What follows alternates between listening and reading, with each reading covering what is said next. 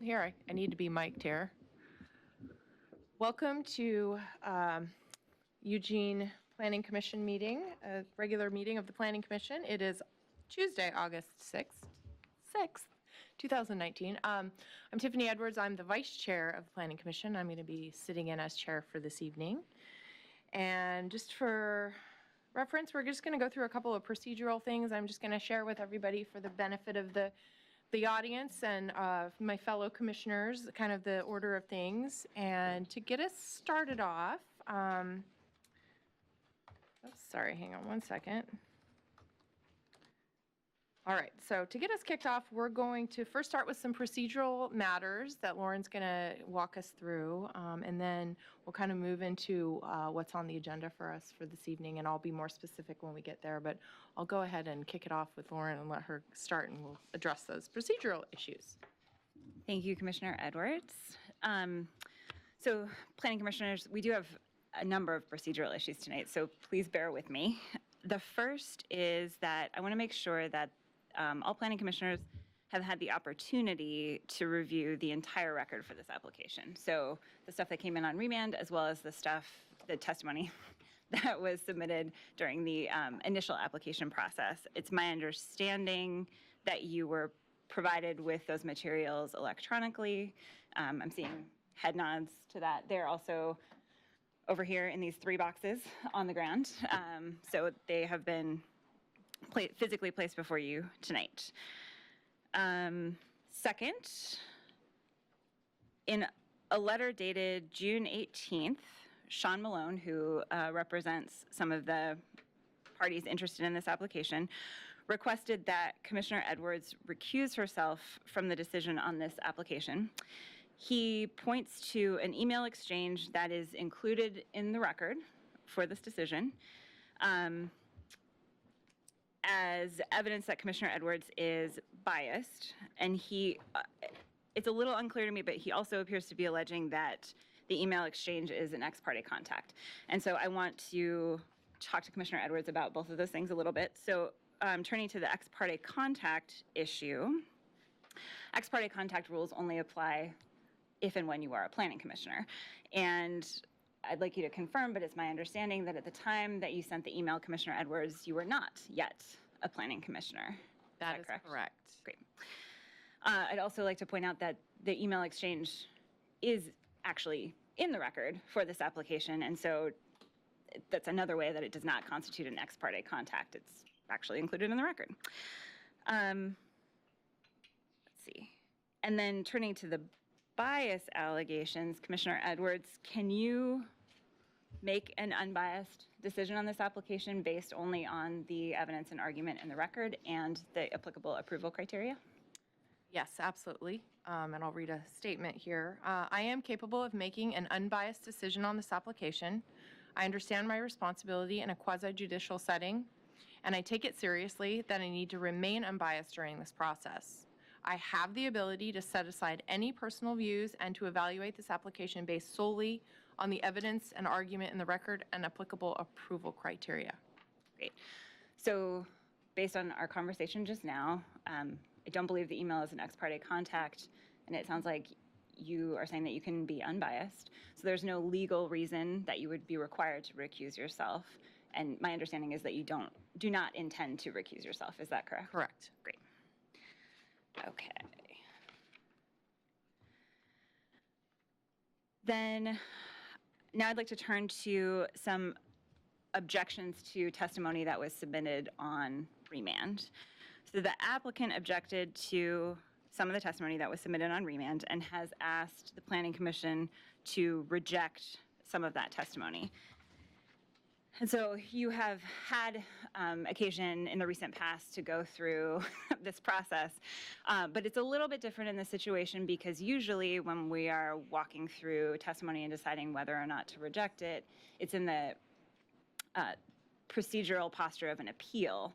And so you are looking for both new evidence, which in an appeal you are not allowed to consider, as well as testimony that's outside the scope of the appeal issues that are raised. Here, on remand, the city did reopen the record to allow new evidence. So So new evidence is okay in this situation. However, the city was kind of careful about how widely the record was reopened. The record was only reopened to accept new evidence and argument related specifically to the issues that LUBA identified requiring remand. And I will read you what the notice that went out for the open record periods on remand said. It said that the city has reopened the record to allow the following written testimony.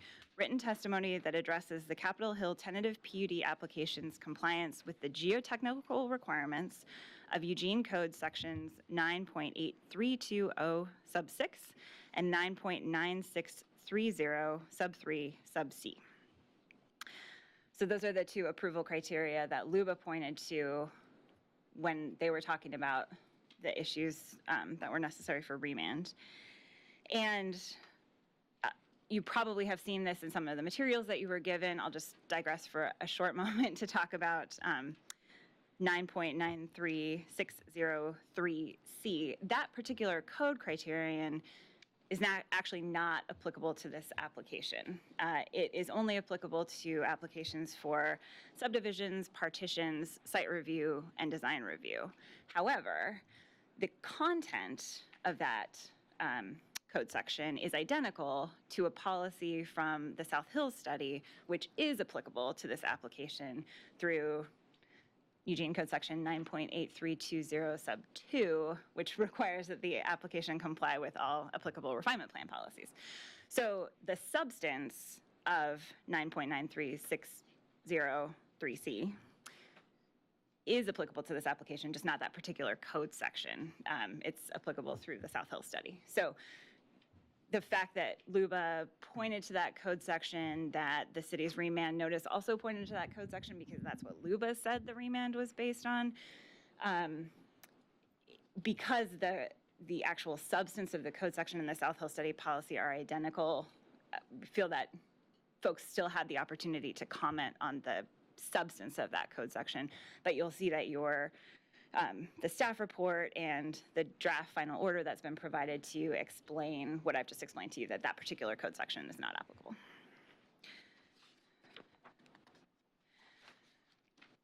So that, coming back to the testimony conversation, the applicant specifically objected to certain testimony that was submitted on remand. So staff have reviewed that testimony and we'll walk you through it tonight. It's possible that we may not catch every bit of testimony on remand that is arguably outside the scope of the remand. However, as long as the Planning Commission's decision does not rely on testimony outside the scope of the remand, if we miss rejecting something, that's okay. However, if there is testimony that's been submitted that is clearly outside the scope of the remand, I recommend that you reject it so it's very clear that you didn't consider it. The applicant has argued that the testimony related to stormwater may be outside the scope of the remand. You received an email tonight that we handed out to you because we only received it about an hour ago from Shawn Malone, the attorney for some of the opponents, objecting to the applicant's objections to some of the testimony, and in particular to the applicant's objection to the stormwater testimony. And the reason that we've provided it to you is because it's a procedural objection. Even though the record is closed, it's a procedural objection. It doesn't raise any new substantive issues. There's no new evidence or argument related to the substance of the application or the remand in this email. It's simply a procedural issue.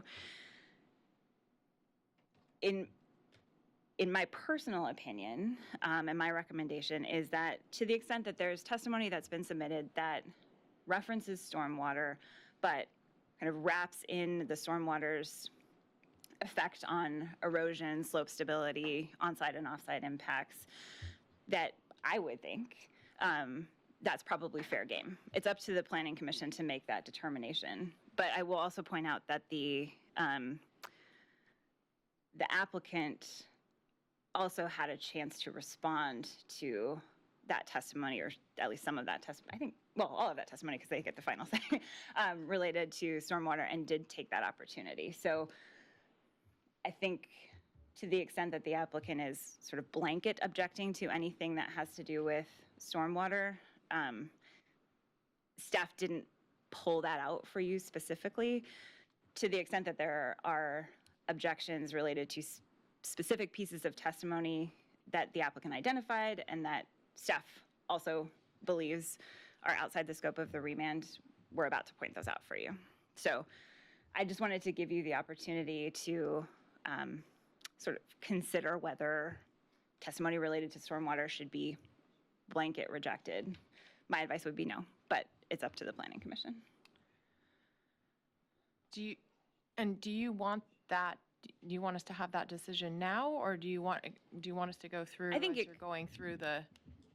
That's a great question, Commissioner Edwards. Thank you. I would just open it up and say, unless anyone has strong feelings about wanting a blanket rejection of the stormwater testimony, then we can move on to the specific items of testimony that we've outlined for you in the staff report. Commissioner Baker. So should we make a motion, like I move what we deny request for blanket objection to stormwater in the proceedings? You could do that. I'm not sure that it's necessary. I'm not hearing anyone wanting to adopt a blanket rejection of the stormwater testimony. I would say that if we wanted to adopt something, then there would be a need for the motion, but otherwise, if we do nothing, then it would stay in the record, because we would have to affirmatively take action again towards rejecting it. Yep. So I agree. does that make sense? Okay. So Nick put together a table, which is attachment D to your staff report. Let me just interrupt real quickly, because I just do want to sort of share for the benefit of the commission how we had talked about the proceeding through this evening. Obviously, we have a couple of tasks at hand that the commission has before us. The first one of those, obviously, is looking at all of the new information that's been entered into the record and going through it and Lauren's going to kind of walk us through that. To decide if anything we want to reject from consideration for this very specific action. And, obviously our scope is rather limited, and so anything that's not within that scope, theoretically, we would be asked not to consider that.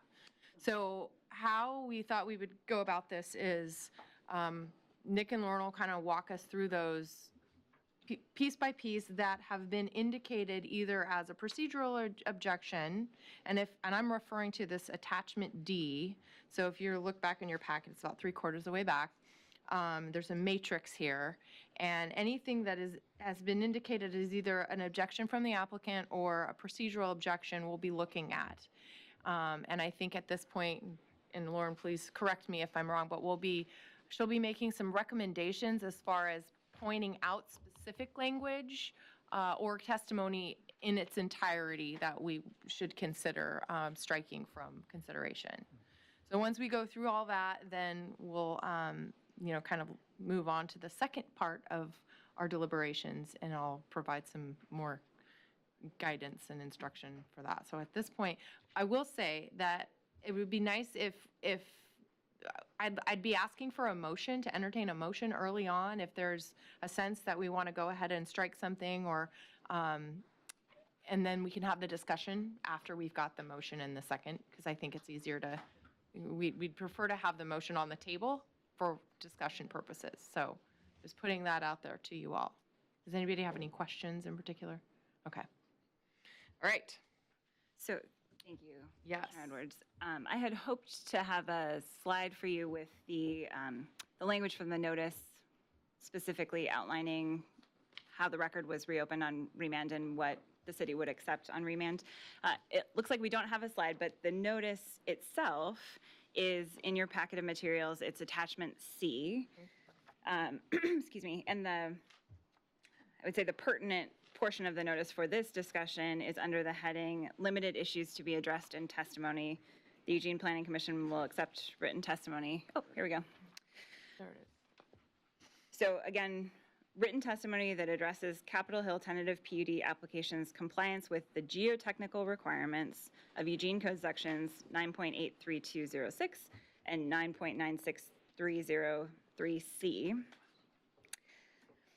And 9.8320 sub 6 requires a finding that the PUD will not be a significant risk to public health and safety, including but not limited to soil erosion, slope failure, stormwater, flood hazard, or an impediment to emergency response.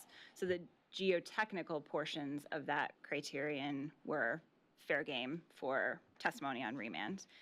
The, excuse me, Eugene Code Section 9.9630 and the applicable South Hill study policy require a finding that there was adequate review of both on-site and off-site impact of any development by a qualified engineering geologist if any of the following conditions are present on the property, and that includes development on steep slopes. I'm not aware that anyone has made an argument that the conditions are not present on the property. So that's just sort of by way of giving you some background on these objections.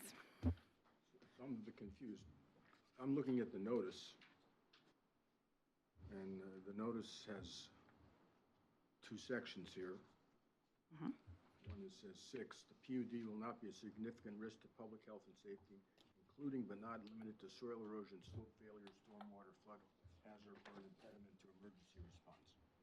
So you said that was fair game, correct? Not the whole criterion. So what the notice said is that the Planning Commission would accept written testimony that addresses the application's compliance, quote, with the geotechnical requirements of that code section and also of 9.9630.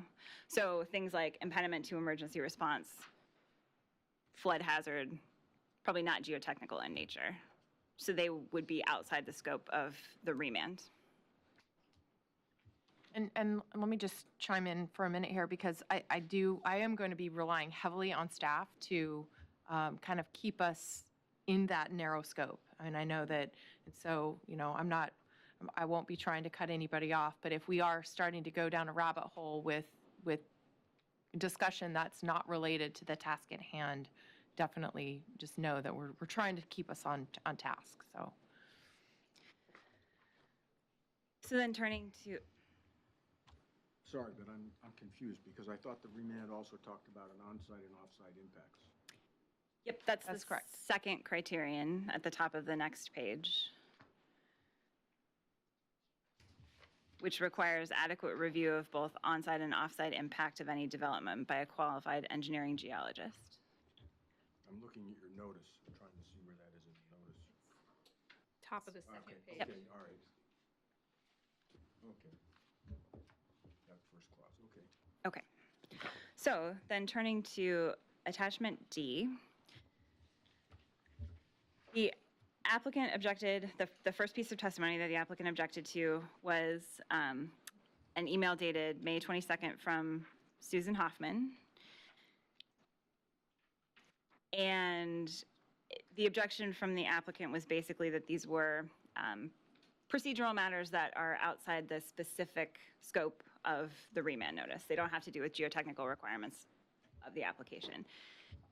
My recommendation on this particular piece of testimony is that the commission not reject it. It is a procedural objection that interested parties are allowed to make at any time, and they in fact have an obligation to make procedural objections if they want to be able to carry those up to the Land Use Board of Appeals.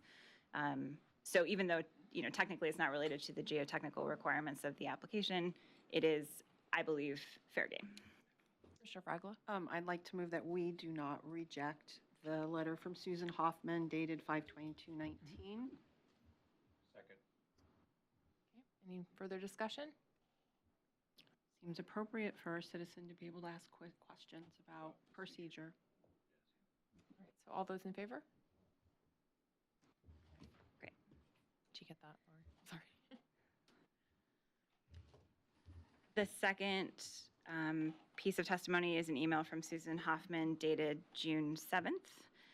And in my estimation, the analysis is the same.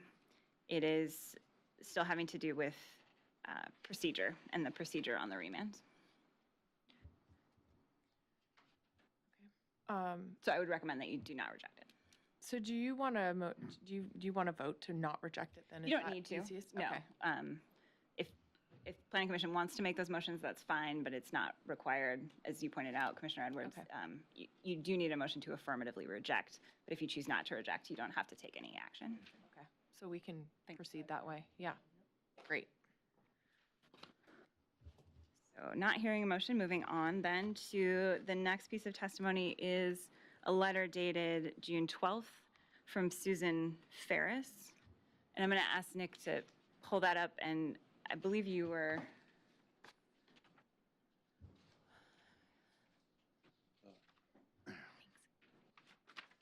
I'm providing you with some highlighted copies of the testimony. A good portion of this testimony, I believe, is outside the scope of the remand. So the highlighted portions are what we believe is within the scope of the remand. So there's most of the first paragraph specifically refers to Eugene Code Section 9.8320 sub 6. The last sentence of that first paragraph, many Eugenians use these forested paths and streets to walk to Hendricks Park. Not probably technically having to do with geological requirements. Not probably, I don't imagine it sways you one way or the other. What part of that did you just refer to? The final sentence of the first paragraph, then the following, a little difficult because the paragraphs are not indented, but the following text, basically down until the sentence that starts, residents that live off of 30th Avenue. So between many Eugenians and residents that live off of 30th Avenue is about affordable housing, it's about cutting trees, it's about traffic impacts. Those things are outside of the scope of the remand, except there is one sentence that says this area suffers from erosion, which would be within the scope of the remand.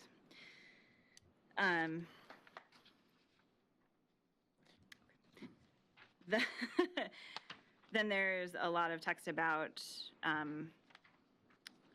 apartments, increasing traffic.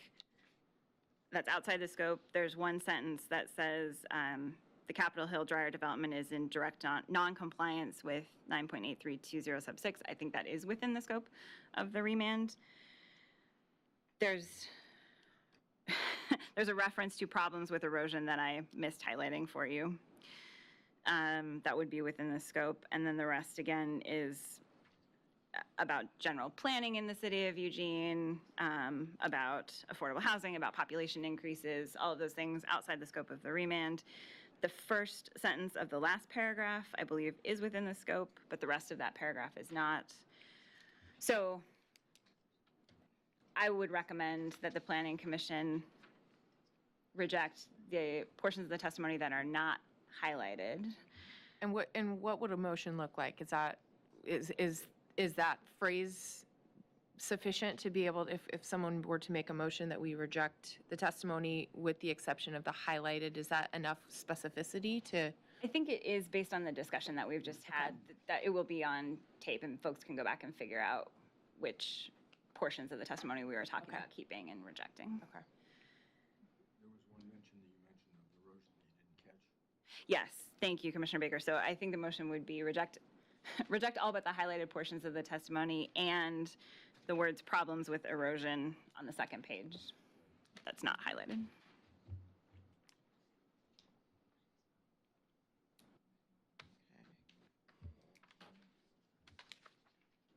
I can make a motion so that we can have discussion. I would make a motion that we reject all but the highlighted portions with the addition of problems with erosion on 1, 2, 3, 4, 5, the sixth line of the back of the paper on the June 12th, 2019 email from Susan Ferris. Second. Any further discussion? Commissioner Fryla? So, you know, as I was reading through these, I did note that the comments on vehicular traffic, affordable housing, there's, you know, the comments about expensive housing, children's safety, though all those things are important to me, are outside the scope of this remand. I do wonder about the cutting down of trees, though, because I felt like that was addressed by Luba in relationship to some of the conversation around outside and inside impacts. And so I know in this letter that it's addressing it more from the perspective of historical trees. And so is that the reason why it's outside the? That's what I would say, Commissioner Fraggle. I think there's other testimony that I recall, though I'm not sure I could point it to you right now, or point you to it rather, that talked about tree cutting and the fact that it may cause soil erosion and affect slope stability. And that, I think, would be fair game in terms of the scope of the remand. When testimony talks about tree cutting in terms of preserving the trees or the general environmental impact or habitat, I think that is outside the scope of the remand. Okay. So I'll go ahead and, any more discussion on that? All right, I'll go ahead and call for a vote. So all those in favor of the motion? All right. None opposed? Okay. The next piece of testimony objected to by the applicant is a June 18th submission from Rebecca Dorsey. And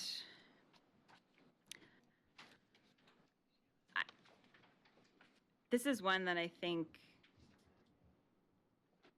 Planning Commission will just need to make a decision on. So on the second page of the testimony, there's some discussion about 9.8320 sub 10, which is a separate approval criterion and it does require, among other things, some geotechnical analysis, and then a reference to Eugene Code Section 9.6710, which relates to that geotechnical analysis. So from a geotechnical standpoint, it's kind of within the wheelhouse of the remand. However, those code sections were not identified by LUBA as a basis for the remand, and they were not included in the notice reopening the record on remand. So the fact that there's testimony related to those approval criteria, I believe, is outside the scope of the remand. However, I would note that the applicant also mentions those code sections in some of the testimony that the applicant has provided. And I will say that for what it's worth, I don't think those code sections, well, 9.8320 sub 10 is applicable to this application, but is not part of the remand. And then 9.6710, although it refers to sort of levels of geotechnical analysis, that code section actually is not applicable to this application because it doesn't apply when the property is a Goal 5 protected resource, and this property is. So it's not something, for all of those reasons, it's not something I would recommend that you rely on in your decision. And I think it probably is technically outside the scope of the reopen record on remand. However, on balance, from a fairness perspective, the applicant did reference some of these code sections as well. So this one is really up to the Planning Commission. Okay. I'll ask a question then, just to clarify. So if if there was a motion to reject anything that referenced that particular code section in all of the testimony that we would have received, would that be sufficient, or would that create a problem? I didn't know. You mentioned that the applicant has also referenced it. You could do that. It would require a little bit more legwork from staff to go back through and find all of the mentions of those code sections that may come up. Code sections are also mentioned in testimony submitted by the opponent's geotech expert, Dr. Schlueter, and in some of the applicant's submissions. My sort of gut is, I think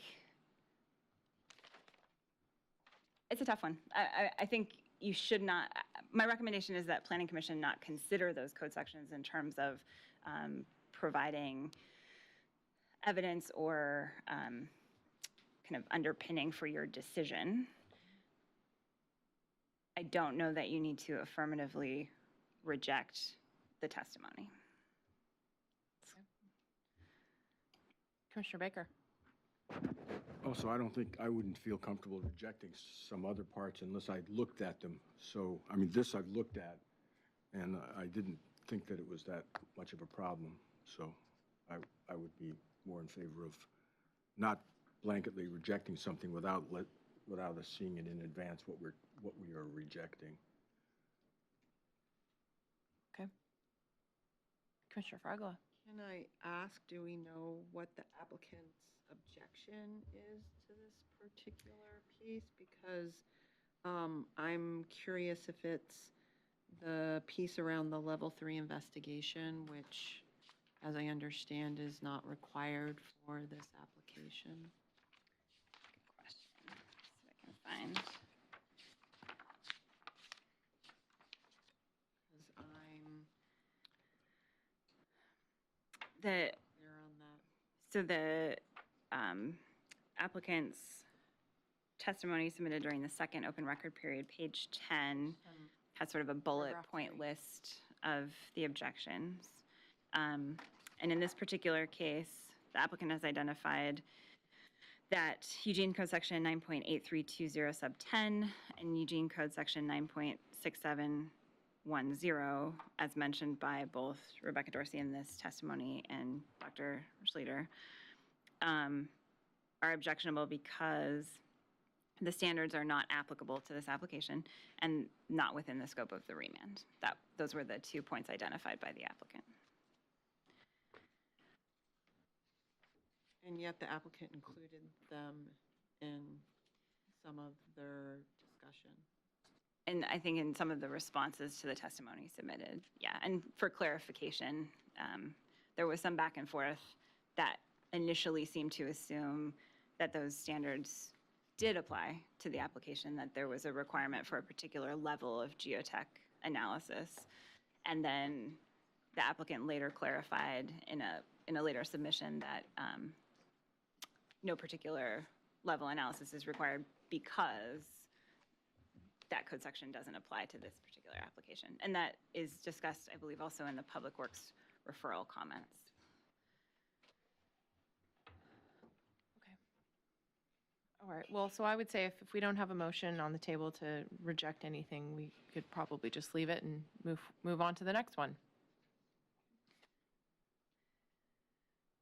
So the next piece of testimony, I think there should actually be 2 checkboxes for this one, both for procedural objections and applicant objection, is a piece of testimony dated June 18th from Susan Hoffman. And again, it seems to me that the issues raised that are outside the scope of the remand are really procedural issues. There's a specific subheading with comments on the procedure for the remand. She has some questions and concerns about that, but I think that's okay for her to express. And then she also mentions 9.6710, which we just finished discussing in the context of Ms. Dorsey's submission. And there's a section about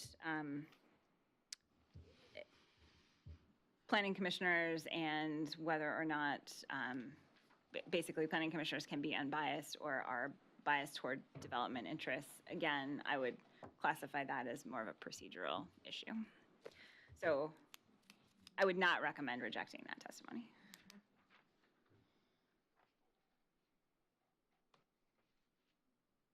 All right. Okay. Next piece of testimony submitted by Jennifer Mackey on June 18th. It appears to staff that the, let's see, I would say the fourth and fifth full paragraphs, or the second and third paragraphs from the bottom. So not we are already standing on shaky ground, but the two paragraphs that begin to think and a very important risk are related to environmental impacts, are related to traffic, and impediment to emergency response, all of which are outside the scope of the remand. And so I would recommend that they be rejected. Those two paragraphs. Those two paragraphs, yeah. Does anyone want to move to? Well, I would move we reject the two paragraphs mentioned in the Jennifer Mackey email of 6/18/2019. Just to clarify, are we talking about the last two paragraphs or The paragraphs that begin with, respectively, to begin to think for a moment, and the next paragraph, a very important risk with this development. I'll second. All right. Any discussion?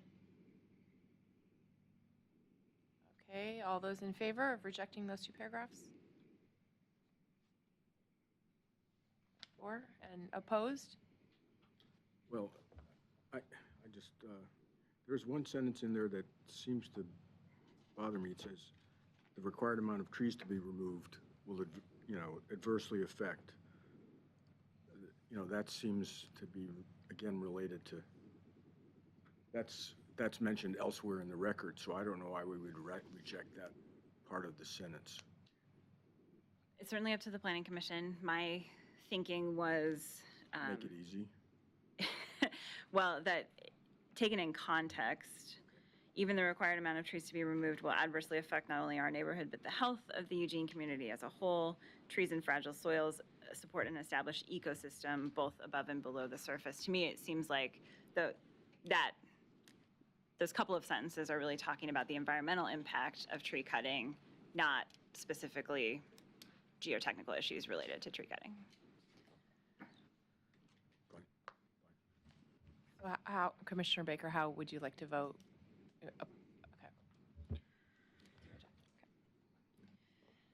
So that was a yes? Okay. So it was a unanimous. Okay, In there. getting there. So the next piece of testimony identified by the applicant is Shawn Malone's submission dated June 18th, 2018. And again, it's my opinion that to the extent that the submission strays outside specifically the contours of the open record on remand, that there are procedural issues that are being brought up. So I would recommend that the Planning Commission not reject that testimony. Okay, does anybody have any comments to make? Okay. So we will not be rejecting that one then. The next piece of testimony, I think we've kind of already discussed. It's the submission by Dr. Schlueter that references 9.832 sub 10 and 9.6710, the levels of geotechnical analysis. Since the Planning Commission did not reject Rebecca Dorsey's testimony or the applicant's testimony related to those code criteria, I would recommend that you also not reject this Dr. Schlueter's testimony, so related. Can I ask a clarifying question? Sure.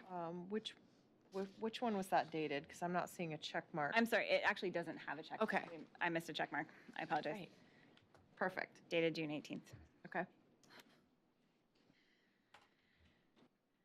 And I would also point out, I think we've discussed this as well, that that both the applicant objected and Shawn Malone objected to the applicant's objection to Dr. Schluter's testimony based on the stormwater issues generally.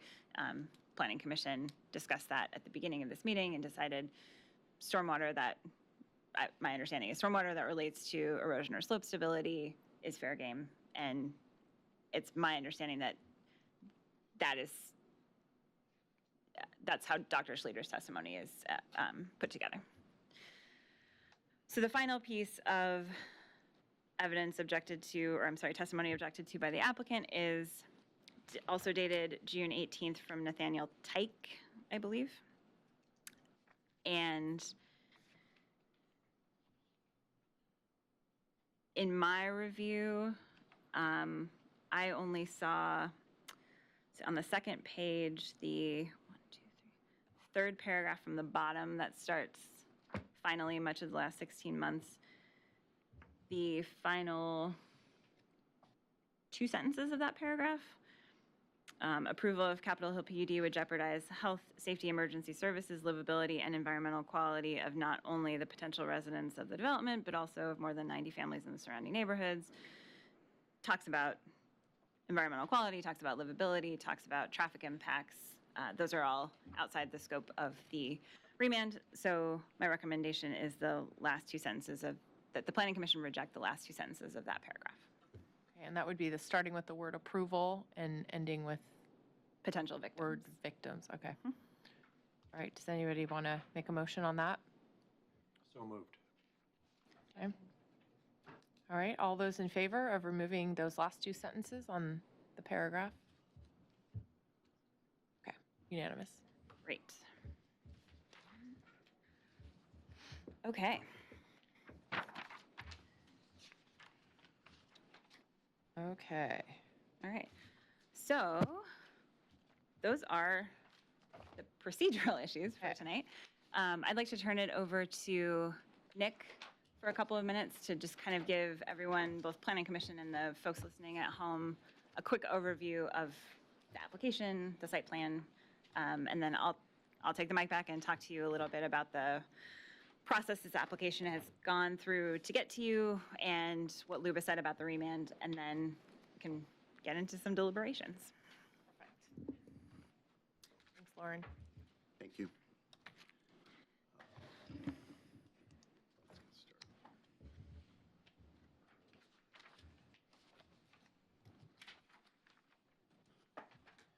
So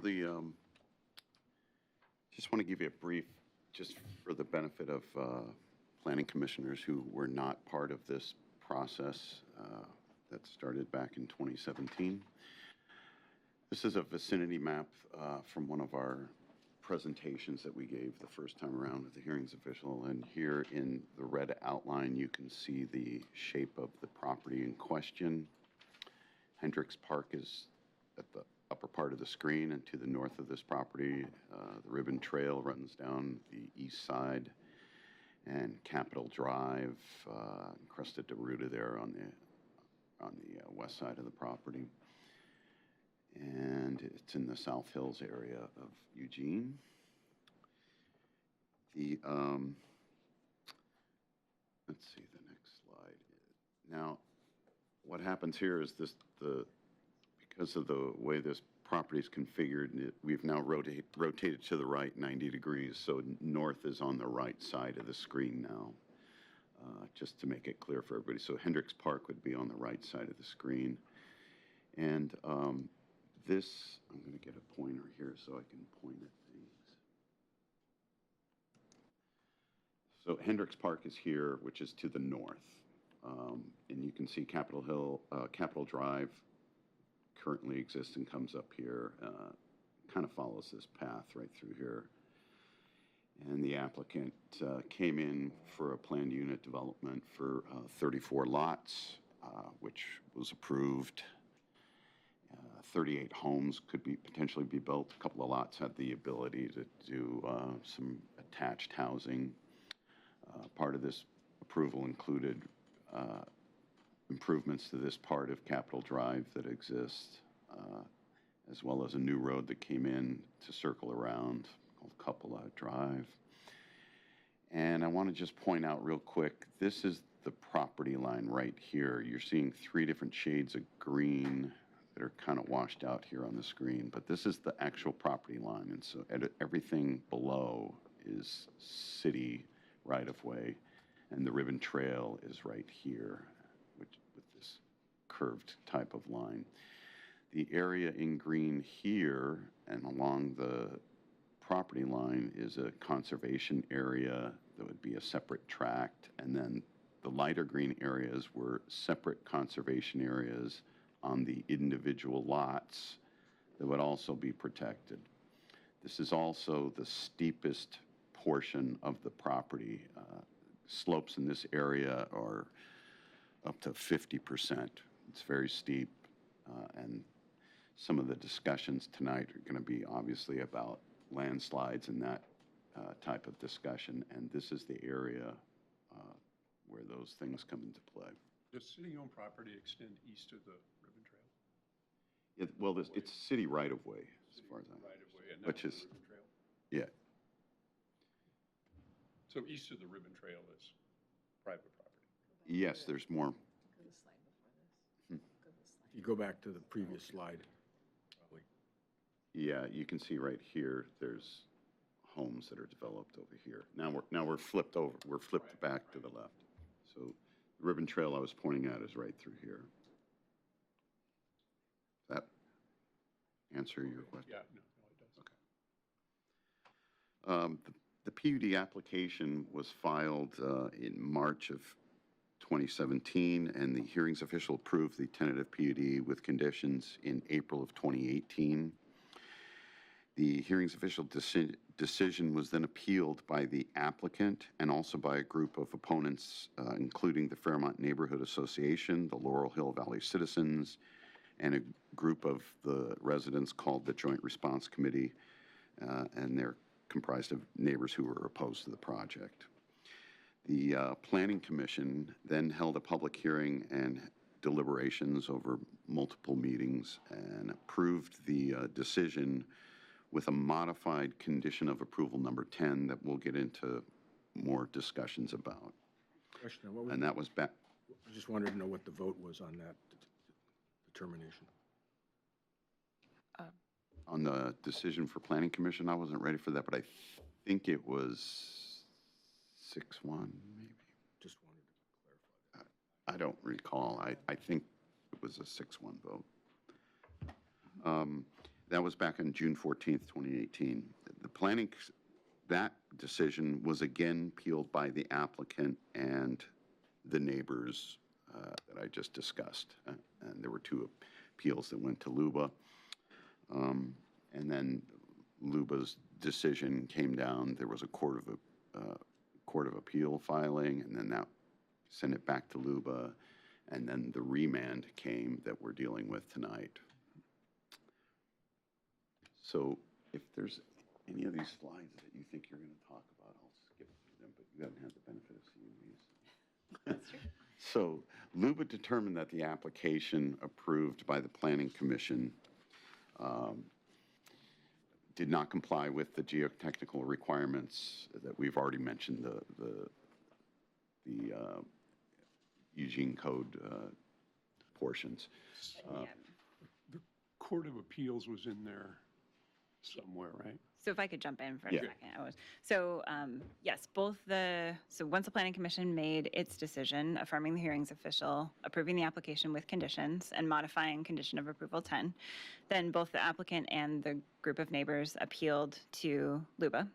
LUBA generally agreed with the Planning Commission, except for in relation to these 2 criteria that we'll be talking about tonight, and remanded to allow the Planning Commission to adopt more substantial findings related to these 2 approval criteria. So to clarify the slide a little bit, I would say it's not clear to me from reading Luba's decision that Luba got to the point of determining that the application did not comply with those criteria. I think what Luba said was, Planning Commission didn't point us to any evidence to show that they complied. So it's a fine distinction, but Luba said, we're going to send this back to the city, so Planning Commission, you can get into this a little bit more specifically and talk about, if you do think that the application complies with these two approval criteria, point us to the evidence in the record that shows that,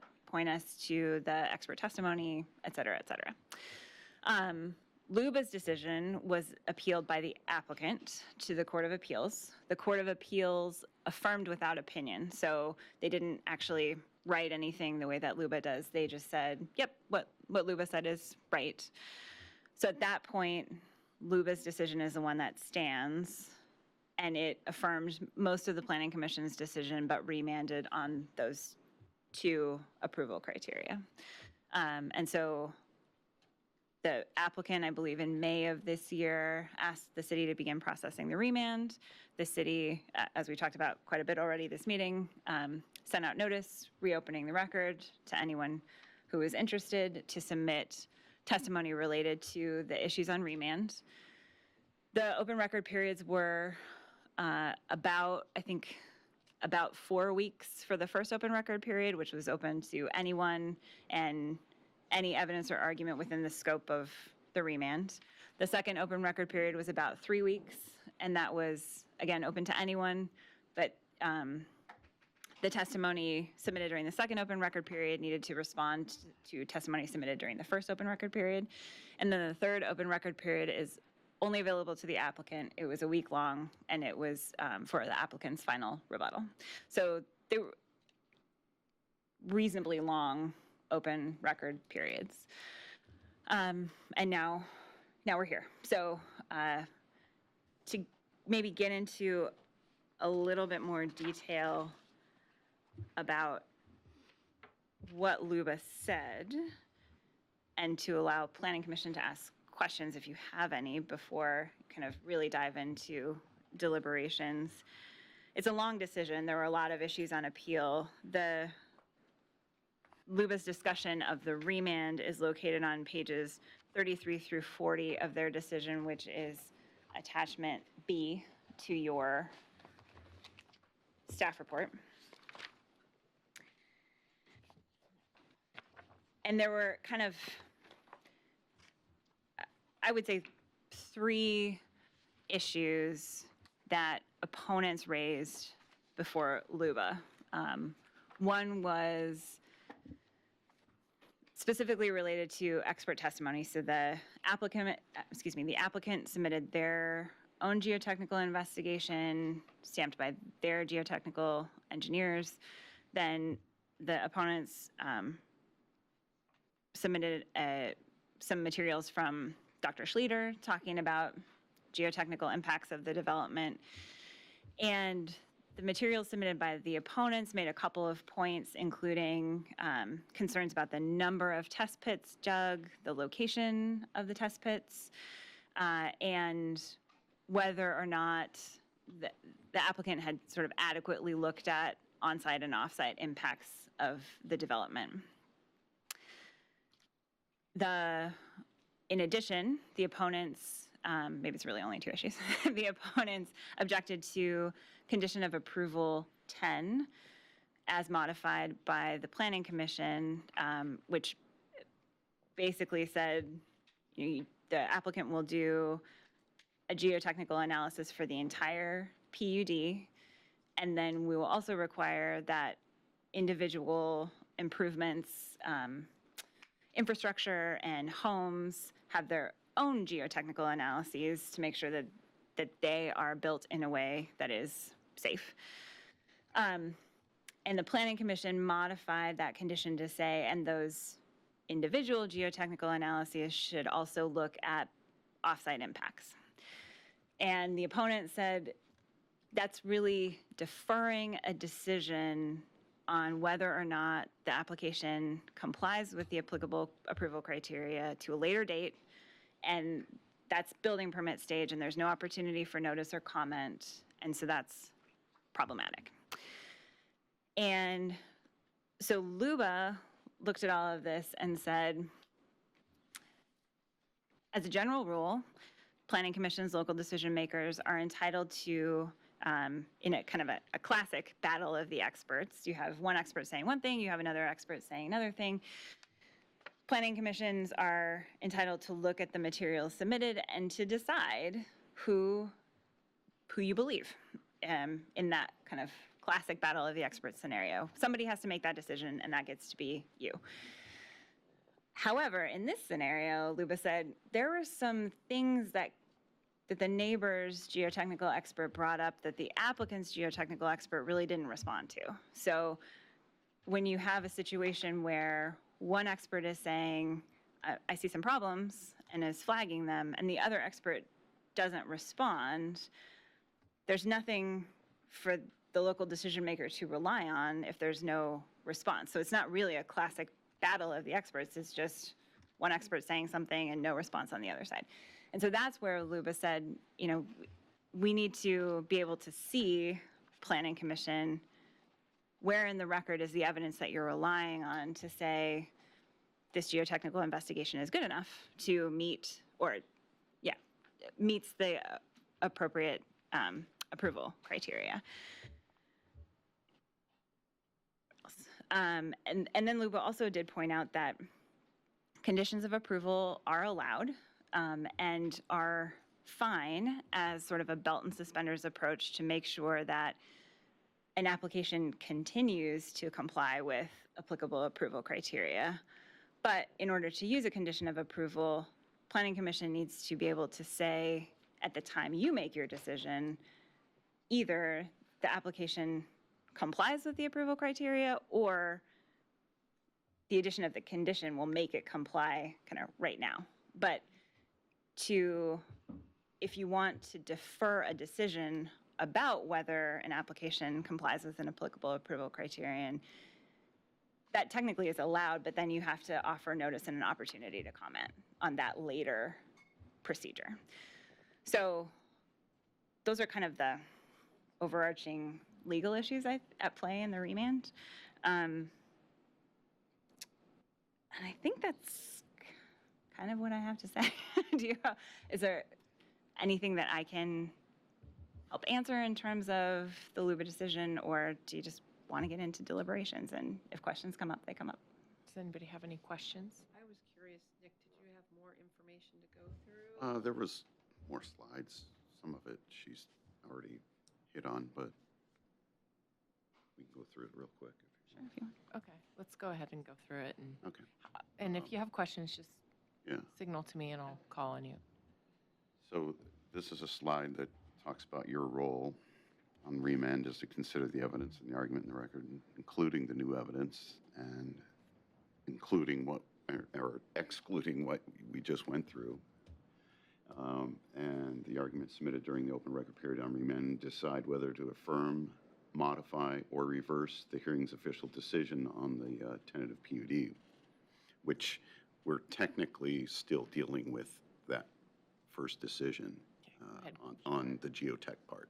Okay, great. So I do have a question about the consideration of new evidence, because, some of this seems like, like the digging of the 9 new holes and the additional geotech report in which recommendations came up and considerations were responded to.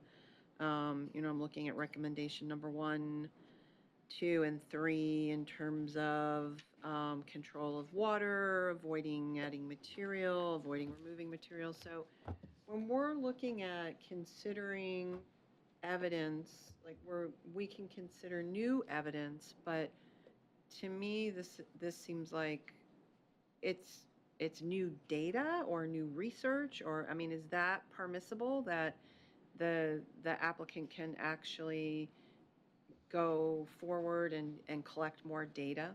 Yes, it is permissible. Okay. And because also other folks had the chance to do the same thing. So from a fairness perspective, other people had a chance to weigh in on that evidence.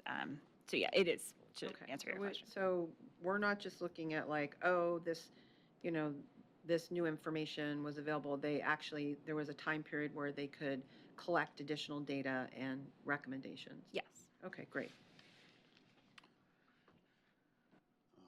In the staff report, we gave a review of the record and the decision, and we recommended that the process follow this framework. I just put this up on, just in case you wanted to reference it, but it's basically, we did the first bullet point, and then review the Public Works Memorandum, review the condition number 10.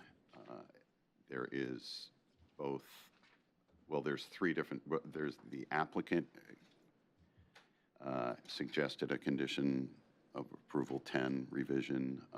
The neighbors also did that, and then staff also has a recommended condition of approval. Number 10, we're just highlighting that there's different versions there for you to consider. And then we have the review of the draft final order, and also the applicant submitted a draft final order, as well as the neighbors submitted recommendations to change that draft final order. So you have all of that information in your packet. We're talking about the open record, and I think that's clear for everybody. These were the dates if you wanted to, if we need to refer to them. This is the definition of evidence, and I think we've covered that pretty well. Okay. And then you just talked about this issue, and I just had it in bullet point form, basically, if you need to refer to it, the areas of the LUBA remand and what sent back to us.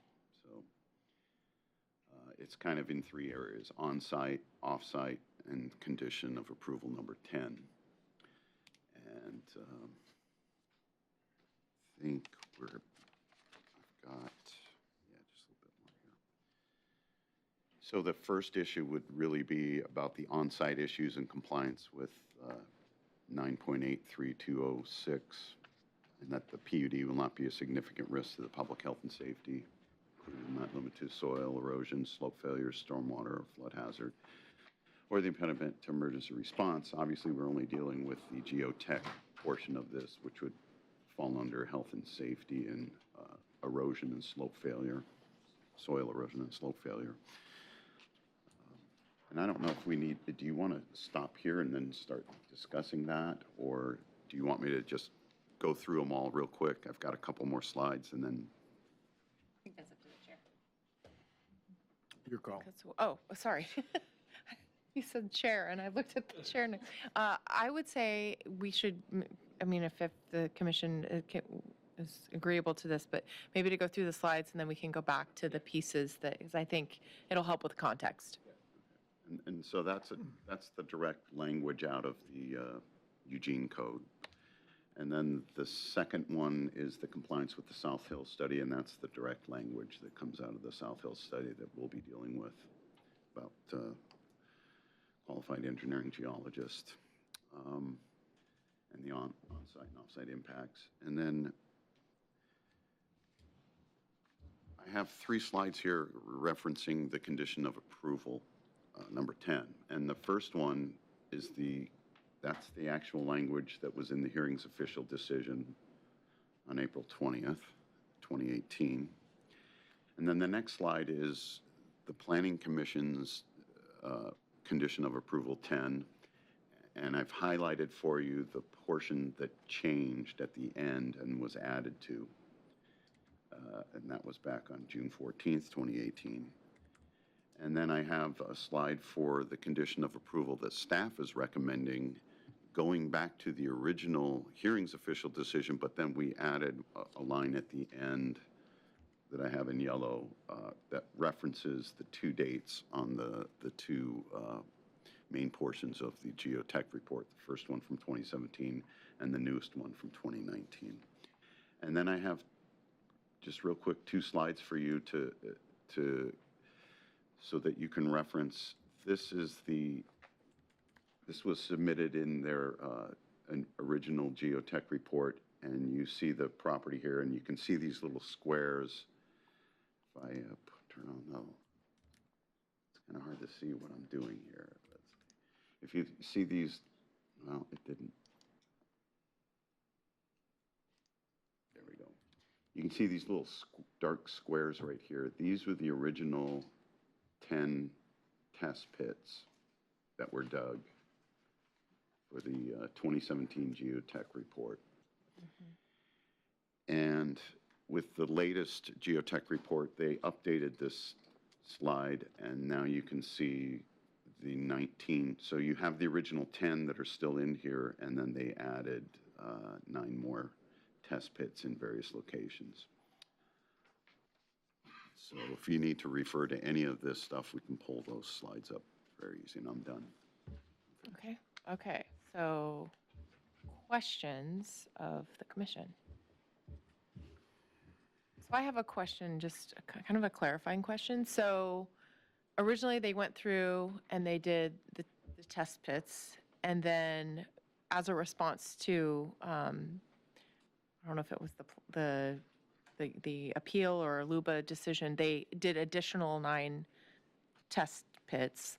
And the recommendations from the certified geotechnical engineers remain the same. Is that correct? There was nothing that changed in the way of, they didn't find something that suddenly said, oh, no, we changed our mind, or something is different about that. Does that make sense? That's how I understand it. Okay. That's not correct, because now the engineer set another set of criteria to build on those sites based upon his study. The applicant's engineer set a significant. Were they criteria or were they considerations? No, they were criteria. Recommendations. Recommendations. Okay. Commissioner Ramey. So I think, Commissioner Baker, the two distinction is that the additional recommendations were related to off-site Correct. considerations and had to do with how, moving soil or not moving soil, as the case may be. But that the first set of criteria about where to build and recommendations about that did not change. I think that was my conclusion. And, correct me if I'm wrong, but I believe, the scope before the Planning Commission is to determine whether or not the criteria was met, not necessarily to dictate what can, or maybe I'm wrong, but dictate that those recommendations be somehow codified? Or is that, is there a way to do that? As far as the recommendations from the geotechnical engineers being applied as a condition? Yeah. Because that's where the date comes in. So, Commissioner Edwards, yes, the Planning Commission's role is to look at the evidence and argument in the record, including stuff that was submitted on remand, and to determine whether the applicant has met its burden to show that the application complies with the applicable approval criteria, in this case, the EC 9.8320 risk to public health and safety from soil erosion and slope failure criterion, as well as the policy from the South Hills study requiring consideration of both on-site and off-site impacts. To your question about whether information from the applicant's geotechnical reports can be, required to be followed as the development continues to develop, that is what condition of approval 10 is intended to do. And Planning Commission could do something different. The reason that staff's recommended condition is a little bit different than the condition adopted by the hearings official is because we had this remand, we reopened the record. There are now 2 geotechnical analyses submitted by the applicant. And so rather than just referencing the applicant's geotechnical analysis, we wanted to be clear that both of them are being wrapped into this condition. And so when the site actually develops, that development will need to adhere to the recommended standards for design and construction as contained in those geotechnical analyses, assuming that Planning Commission adopts this condition. Does that answer your question? Yeah, it answers my question. Any other questions? Does anybody feel the need to visit some of the documents that staff had recommended that we be reviewing in order to, I mean, for example, the Public Works Engineering report or anything that, are there questions on any of those? Commissioner Baker. I think it's valuable to review the Public Works Engineering, but also the two geotechnical reports, the applicants and the appellants reports So, in detail. I think it's important from my point of view. well, do you have specific pieces that you want to discuss? Yeah, certainly. Again, Luba talked about it, the competing experts. And what I was struck by when I read the appellant's report was that there were a number of issues that were raised that weren't responded to by the applicant's engineer. Again, for example, the location of the test sites were still limited in terms of the coverage of the site, determination of the coverage of the site. And if you go back to that drawing, you can see that there's still a bunch of areas that are not covered. I mean, the calculation was that it covers between 25 and 33% of the site. You can see all this steep sloped section down here that there are no test pits at all. When they added the new test pits, they were always up at the lower slope section. So let me ask a clarifying question of staff. It's my understanding that those sites are consistent with where development would be occurring. Is that correct, or?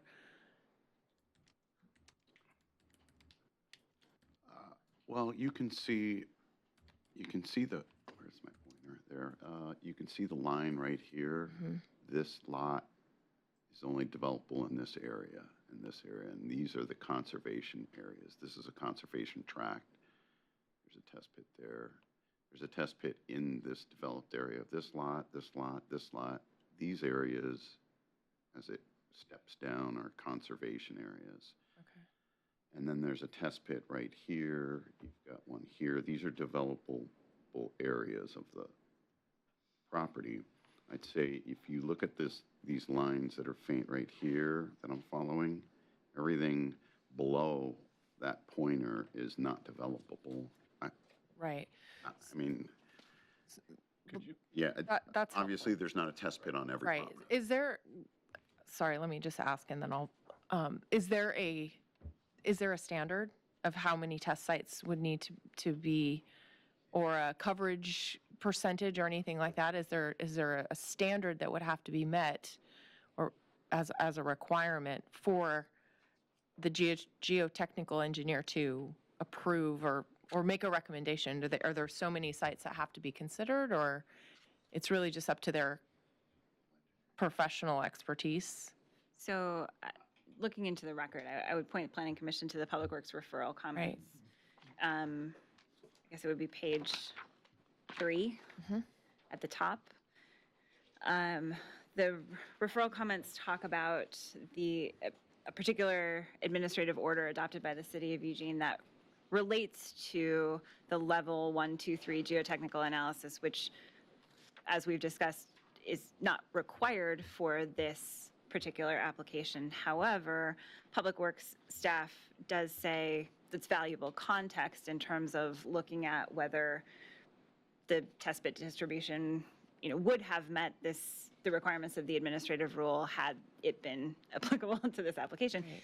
And I believe that Public Works determined that it would meet those criteria. So, like we said, it's not really an approval criterion for this application, but it does provide context for Planning Commission to think about the question of whether the test pits are adequately distributed. Excuse me. Commissioner Ramey, I apologize. Go ahead. No need to apologize.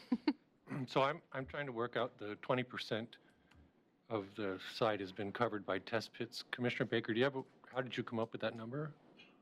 No, it was 30%, I think. 30%. How did you come up with 30%? And I think it's because, apparently when you do a geospatial analysis, you take the points and you draw circles around them, and you see how much area is covered. So the total acreage of the site is a number, Right, and then you derive a number that is a circle around each of these test pits. right. And And, you relate one to the other, and the result is 30% of the total area has been covered. right. Okay, well, how about a different way of measuring it? Well, Several different ways of measuring it. There are 34 properties, I think I heard. right. There are 20 test pits. Right. So that's 20 out of 34. What percentage is that? I'm not good at math. 75% maybe? So 75% of the properties, by that measurement, have been covered with a test pit. Well, I think the concern is you have 6 test pits in the steeper areas, Okay, so let's go to the steeper areas. and you have, you don't have any test pits in the other areas. And the purpose of the test pits is to find indications of issues, like they did in Right. one of the test pits, which is what the appellant's geologist said in the original Sure. geological So report. let's go there. Okay. So the steep slopes are on the bottom of this drawing.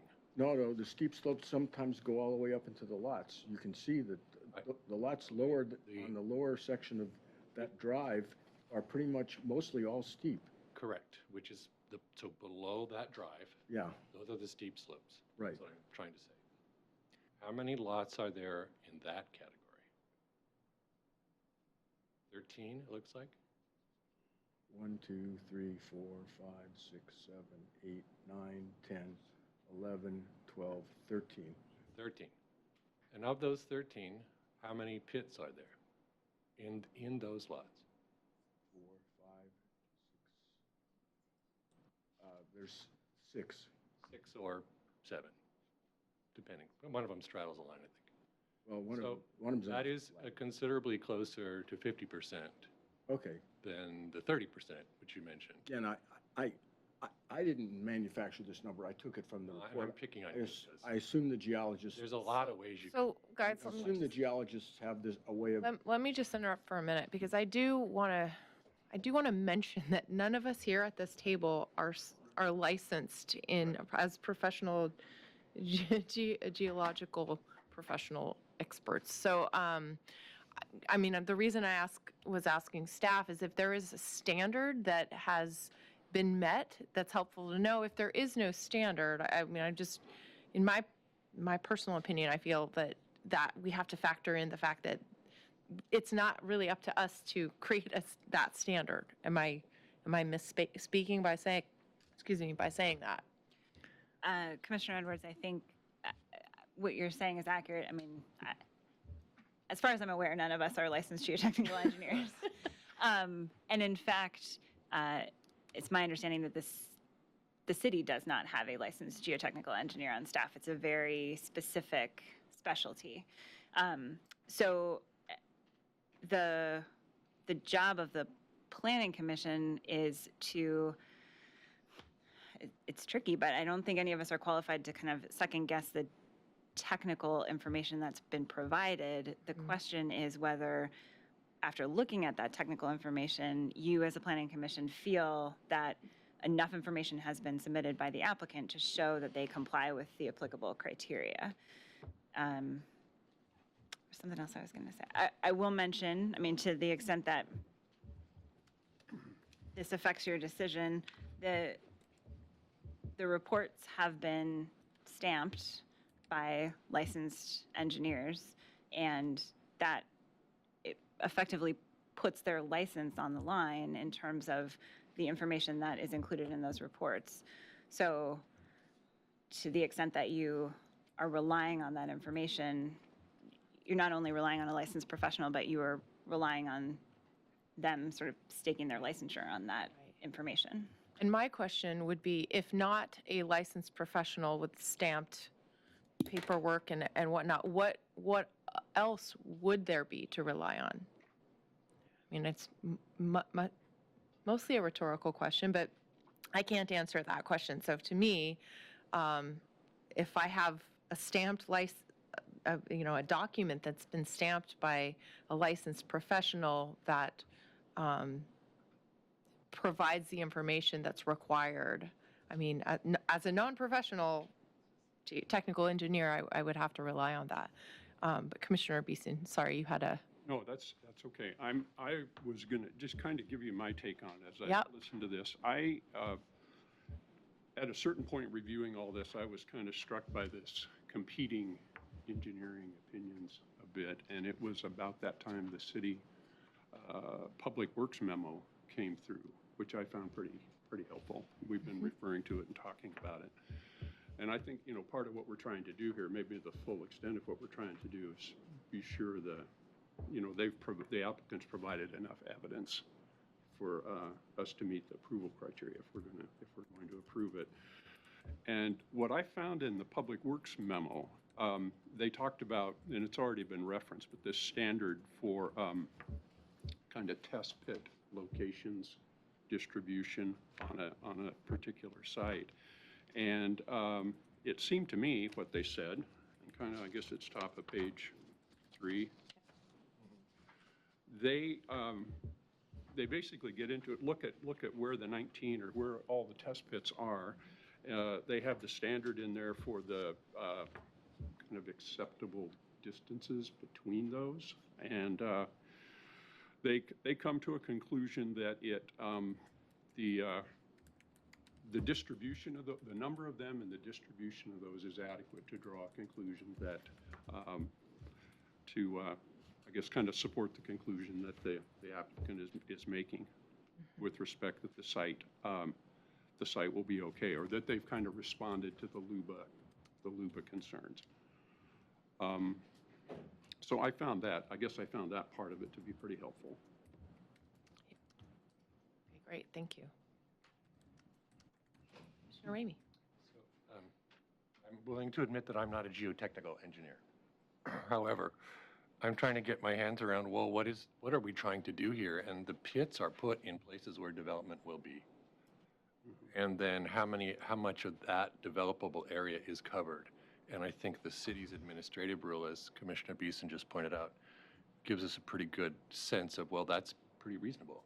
There's a lot of this site that is not going to be developed because it's too steep or it's in some kind of conservatory situation. And so I was focusing on the developable sites and where are those pits in relationship to that. And so to me, I thought when you shrink the site in that dimension and understand what we're talking about in terms of development, it makes more sense the way the pits were laid out, where they were put. And if the engineer is coming to the same conclusion, in other words, they didn't learn anything new from that, then I think we're pretty good. And again, Commissioner Beeson, with you, I found the Public Works engineering memo to be very helpful in kind of sorting out very concisely where we were, and this standard in particular was helpful.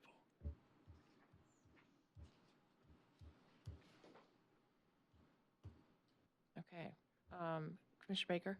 Well, again, my concern was that they discovered landslide in, I think it's TP12. Is that correct? They discovered the evidence of a landslide in TP12. Is that the test pit? I can't answer that. Well, I could go and look in the report. There was evidence of 2. Yeah, I think Two. I recall something about they found debris or something in one of the pits. That might be what you're referring to. No, 3 to 7 foot section of the pit was landslide debris. Yeah, landslide. Yeah, right. Right, and I believe it was That's what I meant. TP12. If you see it over there, it's in the steep slope. And for my concern was if you find that, you would be concerned about properties that would be nearby that would be a steep slope. That wouldn't be in the conservation easement, and you can see that there's at least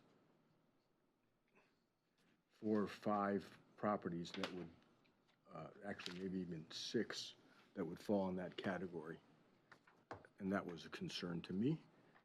You know, if you find a landslide, you want to do pits nearby to see how far the extent of that landslide is, just to know what's going on. I mean, I have some other issues, but I mean, that's an example of why I was concerned about coverage, is that, you know, when you find a problem, you don't look elsewhere, you look around that problem to see how far that problem extends.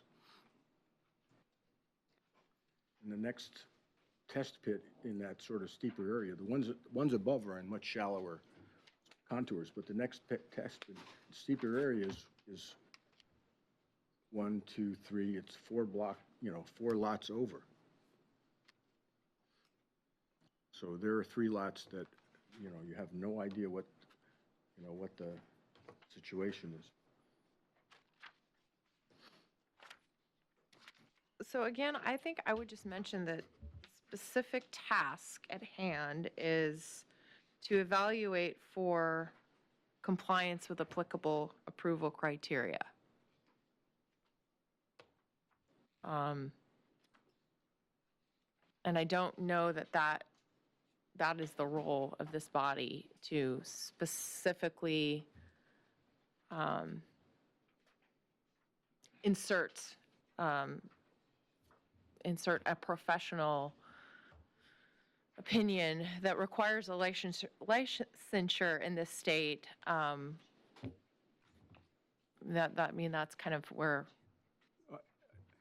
If I could clarify, I'm really not saying that I'm a geologist, but I'm saying we have a situation again that we had last time. We have competing geologists discussing something, and in the case, if there had been rebuttal testimony from the applicant's geologist about not just this issue, but some other issues in the geotechnical report, then I would feel more comfortable about it. But there was no rebuttal of, you know, either this issue, except that it meets the criteria for a level 2 study, and some other criteria which are not abutted at all in the, there's no rebuttal at all in the record on some other issues, which I'll get to next. Okay. Commissioner Fragel, I apologize. I can't recall exactly the number of years, but the applicant's experts did report in one of their new geotechnical investigations that I believe is from May 2019, that they didn't observe any signs of recent or active landslide activity. And I believe the landslide activity that was observed was 150 years old or something like that. I don't have that information directly in front of me right now, and that they didn't believe new landslide activity is not expected, provided that primary landslide triggers are mitigated during the site development. And, that's when we start to get into recommendation 1, 2, and 3. So, I'll say what everybody else has said. I'm not a geotechnical expert. I know that concern was expressed in some of the public comments that we received, but I do believe our role is to evaluate, has the applicant met the criteria? And, based on, I find the public works information to be very useful, and some of the analysis on the other geotechnical information to demonstrate that those criteria have been met. I'm not going to attempt to decide about the geotechnical expertise. I do think this level of conversation is very helpful to me, but if I may, I'm also wondering if it might be helpful to take them one at a time, because I feel like sometimes we're jumping between The first language around the threat, and then the offsite, onsite, and then also going into number 10. I personally feel like, I mean, we have another evening set aside for deliberation. I would really like to have, I mean, you mentioned in order for me to be able to proceed on the number 10 question, the COA number 10, I think you mentioned at least 6 different versions of it, and I know, like, the other day I was like, I felt like I was, contorting myself, trying to look at them all at the same time. It would be really helpful to me to have them all in one place, if that's okay. That's what I did here. Yeah. You have them on slides, even if you could just print the slides for us. I would really like to look at them all laid out in front of me. Well, maybe let's do this as a recommendation. If we could, because we did discuss, if we could go through the remand issues, remand issue number 1, and then maybe Lauren, you could help just kind of direct what you're asking from the commission by the way of a motion. Sure. For number 1, number 2, and then the third is the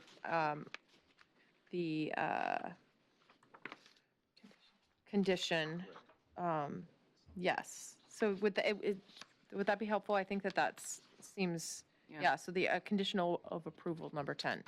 So if we can want to go through and start with remand issue number 1, which is on the on-site impacts. Maybe Lauren, you can talk to us about what you're asking from us as far as what this, a staff recommendation on what a motion might look like. Sure. So at the end of the Planning Commission's discussion, what staff will be looking for is a motion to adopt a final order, whether that looks like the draft final order that's in your packet, or if you want to make changes and do something different, you certainly could do that. In the interim, I think it's been Planning Commission's practice to do straw polls on, usually we're talking about an appeal, so specific appeal issues. Here, could do them on remand issues. And in my mind, at least, it makes sense, as Commissioner Fragola pointed out, to talk about the approval criteria first and then move to condition of approval number 10. I think there are different ways Planning Commission could choose to kind of look at the approval criteria. In the draft final order in your packet, the way that staff chose to organize things was to look at, because I think there's a lot of crossover between the two criteria, or potentially a lot of crossover, to look at a remand issue 1, which is the Eugene Code Section 9.8320 sub 6, significant risk to public health and safety, and on-site impacts of the development. And then as issue number 2, look at significant risk to public health and safety and off-site impacts of the development. And then as remand issue number 3, look at condition of approval 10, and based on Planning Commission's discussion on the 2 approval criteria, decide what you want to do with that condition of approval. And so I guess my recommendation would be straw polls on each of the remand issues so that staff has a good understanding of where Planning Commission is, that we get good direction from you to be able to bring you back a final order that you feel comfortable adopting. And then once you've really kind of reached your decision, then we'll ask for a motion to adopt the final order. The final order, okay. So then, as far as straw polls go, oh, did you have a question, Commissioner Well, I Baker? wanted to discuss the first one before we have a straw poll. Okay, so you're talking about the remand issue number 1? Right. Okay, you had something to, Yeah, again, the competing experts again. The second study found landslides. The first study did not. By the applicant, the appellant indicated that there were landslides. And then in the appellant's response, they also showed recent activity of land movement, recent being within 50 years, because there's a barn on the upper part of the property that the photographs distinctively show that there's been soil movement, you know, on that property. And then they also discussed, well, this is the on-site, so that would be, again, that, you know, again, we have competing experts, and there was no rebuttal of any of that testimony from the applicant's engineer. If I had seen some rebuttal testimony, I would feel more comfortable. Because again, Luba said you have competing testimonies, but in the case where one engineer doesn't respond, it doesn't make you feel, you know, there's an issue there where one engineer doesn't respond to an issue, a potential issue raised.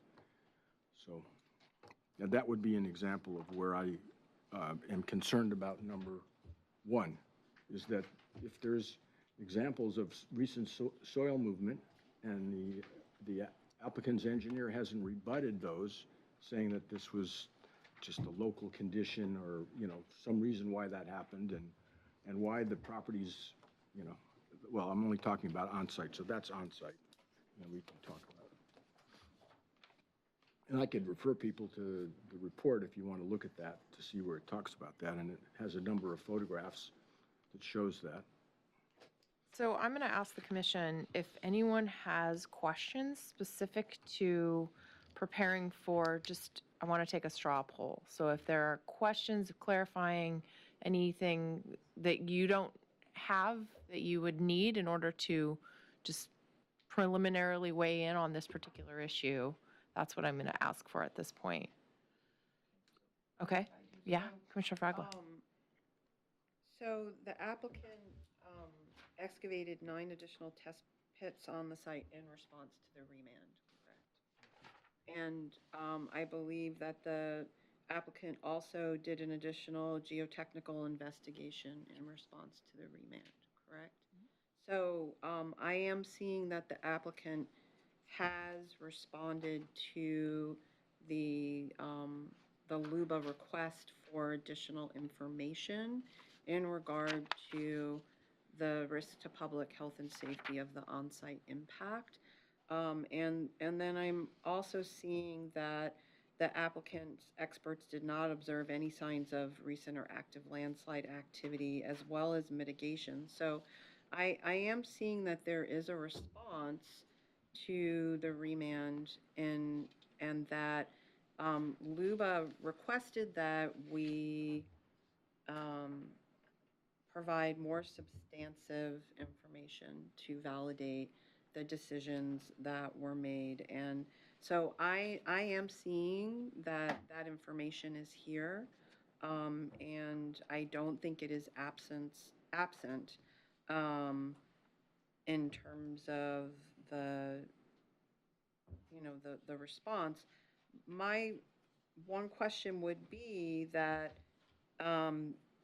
these mitigations that are recommended, the control of input of water onto slopes to avoid adding material, to avoid removing materials. So are those are going to be binding moving forward, correct? Like they're not defined as they're mitigations that it seems the applicant has recommended. So they don't have the level of conditions, correct? Not unless Planning Commission adopts condition of approval 10 as recommended. Either as recommended, as adopted by the hearings official, as recommended by staff, which is very similar, but just specifically calls out the new geotechnical analysis. Okay, great. That would require compliance with those recommendations. That connects the dots for me. Thank you. If I may, I would also point out, Commissioner Fragler, since you mentioned that the applicant's new submissions on remand, the applicant attached to its new geotechnical analysis, I think everything from the initial application related to geotechnical analysis, including there are some submissions related to soil creep, which I think is the movement of the barn. And as I recall, and that is stamped. And then as I recall, I think there was also some discussion in submissions by the applicant's attorney on remand of those issues as well. Yeah, if I could add on, in the July 9th letter from Bill Close on page 9 spends a good portion of the page talking about the issue of the barn and whether it was sliding down the hill or not.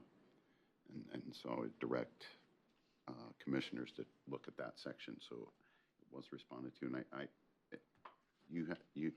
Commissioner Baker, you had another concern that you said wasn't addressed, and if you could reiterate that one again. Well, that one's about off-site, so I wasn't talking about Okay. that at this time. Okay. Any other questions on this one? Because I'm going to straw poll this. So I would like to know, I'm going to call for a vote, a straw poll vote on whether or not those who believe that the applicant has demonstrated that they have met the, I might not need your help with this, Lauren. They have met the criteria that addresses significant risk to public health and safety on on-site impacts? Yeah. Okay. So those who believe that they have met those criteria, in favor, please. Straw poll, yes. Okay. Those who are opposed or do not believe that they have met that criteria? Okay.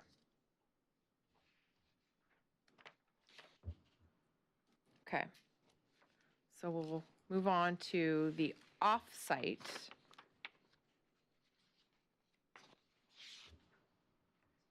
impacts.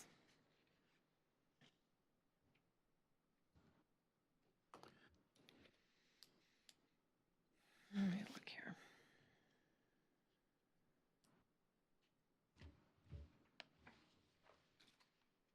I'm just kind of looking through the draft. All right, is there any questions that need to be clarified or answered before I straw poll on this one? I'll give you a minute. Which one? We're on to off. We're on to the off-site impacts. So the remand issue is the significant risk, sorry, tongue-tied tonight, risk to public health and safety and off-site impacts. So Commissioner Baker. Yeah, I have concerns about this based upon the, again, I look at the competing experts and, I don't consider Attorney Close to be an expert on the geothermal in his response. So but in this case, there's calculations by the appellant's expert that shows the level of flow would be excessive.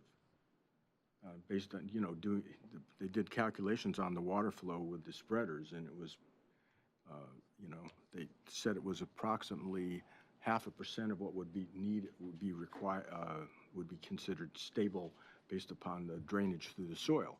So it's not even 1% with the spreaders. So again, I'm not an expert, but I'm just looking at two experts. There was no testimony to rebut from the applicant saying that these spreaders would distribute the water at a flow rate that the soil could actually tolerate and not have some downstream impact, in other words, on the properties below.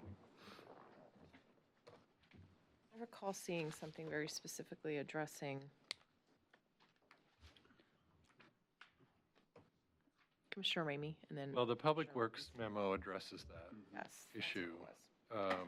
And it's their opinion that the proposed stormwater system complies with City of Eugene stormwater criteria and does not increase the susceptibility to landslide activity. So here you have your competing geo engineers and then the Public Works. So it's comforting to me to read the Public Works opinion on that issue. Thank you.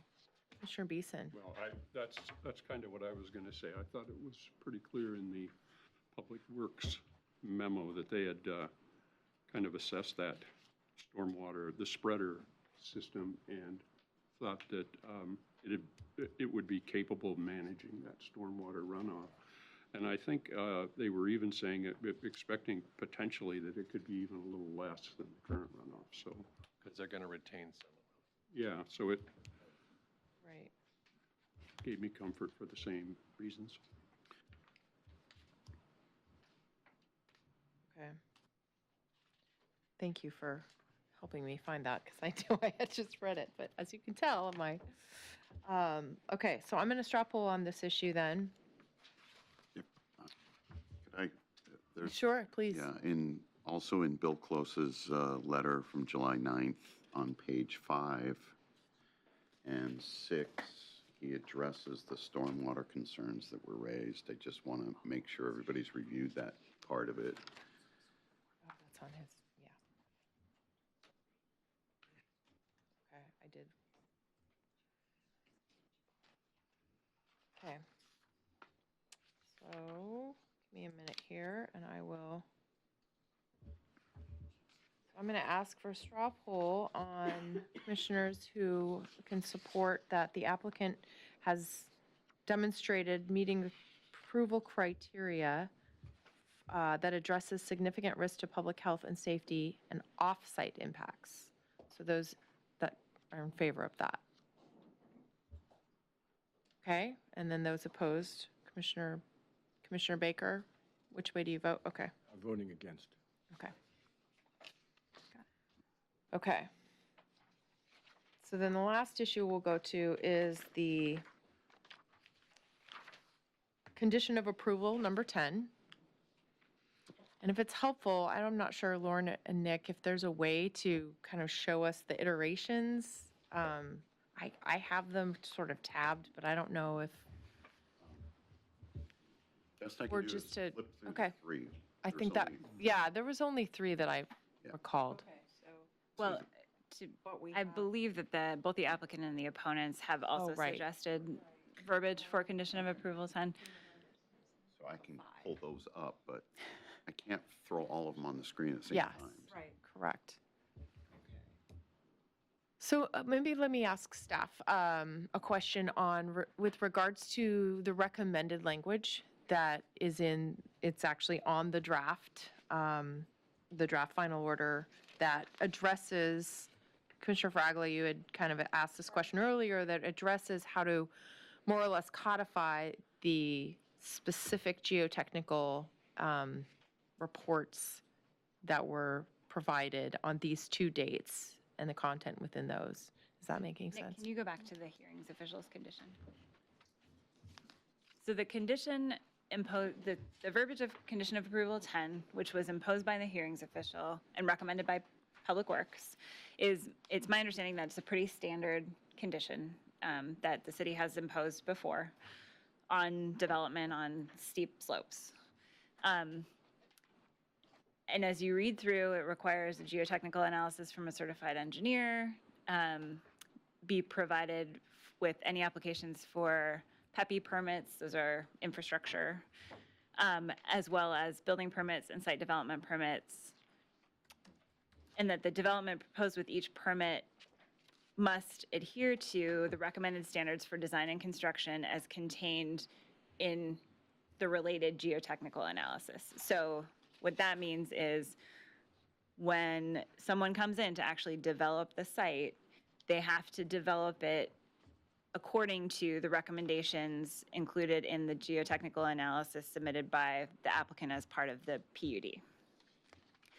Nick, if you'll flip to the staff recommended condition,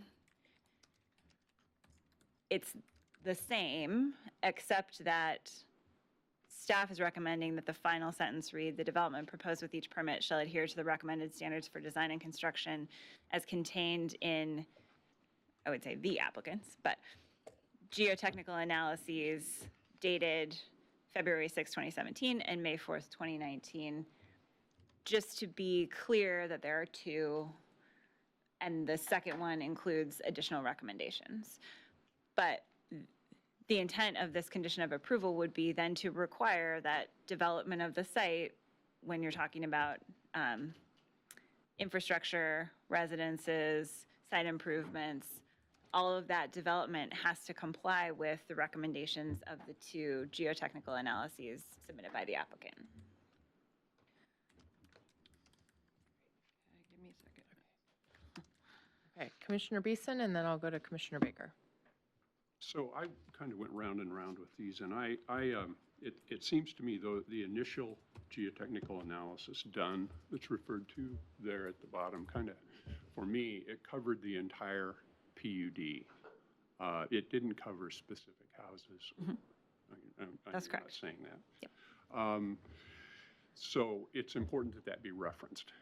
And what I looked at some different language, but what I think, landing on what the staff has come up with, the first part of it basically says that anytime there is an application for a permit, or what it says to me, a permit to construct a house, or the permit to do the improvements of, I guess, Cupola Drive and Capitol, to do any of those improvements, they will be accompanied by a specific geotechnical analysis at that time. That's kind of what the first sentence says. And what I like about that, or what I think makes sense, is that they've done an assessment of the entire property at this point, and when it comes time to build the individual houses, and I think I saw this in some of the material, and maybe it was a Public Works memo, kind of around current practice of this kind of thing, but what makes sense is that at the time you're going to build a specific house in a specific spot, you're going to do that kind of specific analysis that will inform foundation, I guess, foundation and structure. So where I kind of landed was that this language looked, I was going to come in and suggest some revisions, but I think that language is fine. I think it does both, is what I'm trying to say. Commissioner Beeson, you're correct that there is a discussion of condition of approval 10 in the Public Works referral comments on, I think, page 5. And it is what you remember, that Public Works has said that current industry practice is to do site-specific geotech in addition to development-wide geotech, to make sure that that specific thing, building, road, et cetera, is constructed in a way that makes sense in terms of site conditions, will allow it to last long-term. There may be things that are recommended, like piers or extra deep basements for houses, to make sure that, to mitigate some of that soil creep issue or whatever. So, yeah. And just as a note, I think they were also suggesting adding a sentence at the end that circles back and talks about doing a specific analysis for specific construction. And it seems like we're saying that pretty directly right up top. What the Public Works referral comments recommended going back to the hearings, of the condition of approval adopted by the hearings official. And if that's what Planning Commission wants to do, that's, I mean, I don't have any objection to that. I guess right now, and looking at that one is preferred. And I'm looking side by side at, I've looked at the others, that what the applicant had put together in the record, as far as a draft, part of the draft, and really it says basically the same thing. This is more specific because it calls out those dates for which that geotechnical analysis was provided and stamped and dated. And in here, it just mentions in the geotechnical analysis provided for the tentative PUD. So it's referencing the same set of data. So I think that this is just more specific, and I'd be supportive of that as well. Commissioner Fraglo was, I believe, next, and then Commissioner Ramey. Sorry. So that's exactly what I was trying to wrap my head around in the differences. So this one would actually require, so there are guidelines for the entire PUD, but then this one would actually require that every time somebody builds a new house or building or whatever on a site, on one of the lots, that they are going to then again have to get geotechnical evidence and collect data again to make sure that whatever they're building is going to specifically conform to that specific lot.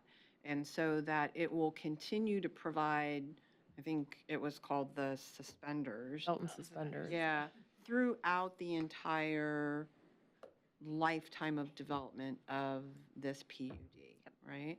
And to me, that seems to be desirable, right? That we would want to ensure particularly that those conditions that were identified by the additional geotechnical analysis are continued to be applied. So if that is the difference between the hearing official and the staff one, then I would lean towards the staff one.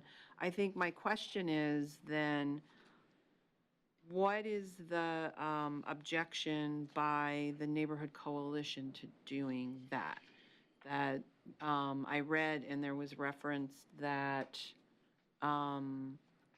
this refers it to a later point. And you mentioned that earlier, but I was wondering if you could respond to that again. So I can talk about the objections that were raised at LUBA. The kind of the legal landscape of conditions is conditions of approval are acceptable as long as the Planning Commission finds either that the application right now, given the information that you have, meets all of the applicable approval criteria, or with the imposition of a specific condition of approval, the application will meet the applicable approval criteria. And as I'm trying to think of a simple example, and I'm drawing a huge blank, but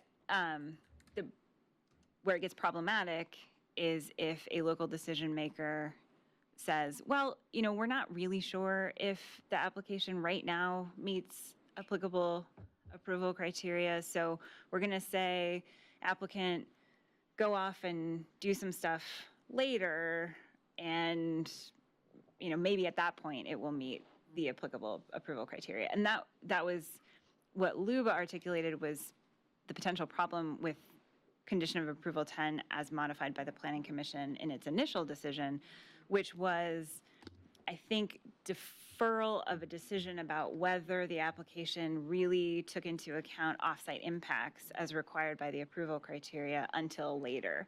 So Planning Commission said, you're going to do these site-specific geotechnical analyses. They need to comply with the overall PUD geotechnical analysis, and also they too need to take into consideration offsite impacts.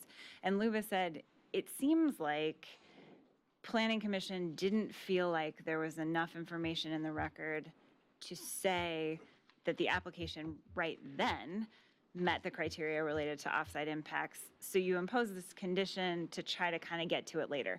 And when you do that, if you're going to do that, you need to provide more process, because you then are still kind of in the question of whether the application complies with the applicable approval criteria, and interested parties need to be able to weigh in on that. And the way that the condition was drafted, there was no process, no additional process associated with that, because it would be happening at building permit stage and there's no notice or opportunity to comment. Here, what's being recommended by staff assumes that Planning Commission can find right now that there's enough evidence in the record to show that the applicant has met the applicable approval criteria, has considered onsite and offsite impacts, there's no risk to public health and safety based on the PUD geotechnical analysis.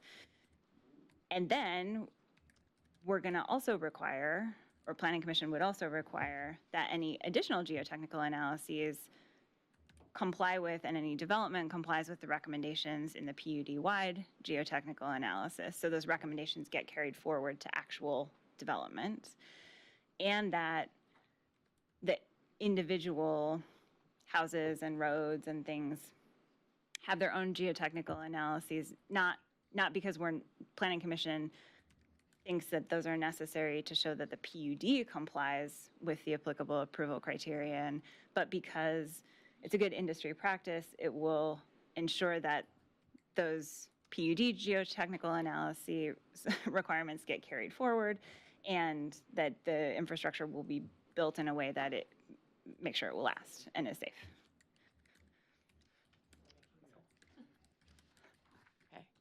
So I think we're at time right now.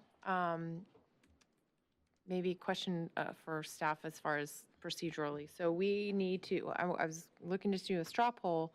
If we're prepared to vote on the final order, I don't know if commission feels that we're ready to do that. Okay. So staff needs a little bit of time to finalize the draft final order for the planning commission. We had some procedural things that we went through tonight that need to be included in the final order. So I think That's correct. we do need to bring it back to you next time for final adoption, even if everyone's kind of on the same page that they would be willing to adopt it.